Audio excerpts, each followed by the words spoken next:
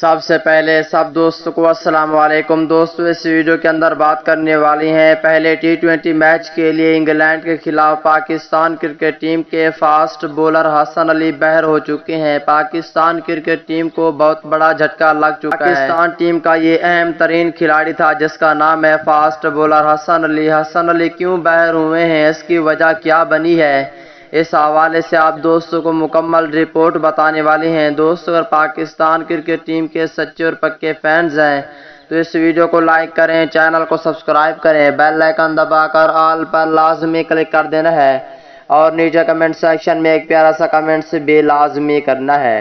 تو دوستو بڑھتے ہیں ویڈیو کی جانب اور آپ دوستوں کو بتاتے ہیں اس حوالے سے مکمل تفصیل۔ دوستو آج کا میچ کون سی ٹیم جیتے گی یہ بھی آپ بتا دینا ہے نیچے کمنٹ سیکشن میں۔ اس کے علاوہ دوستو پاکستان بمقابلہ انگلینڈ پہلا ٹی20 میچ کھیلا جائے گا آج رات 10:30 بجے شروع ہوگا پاکستانی وقت کے مطابق۔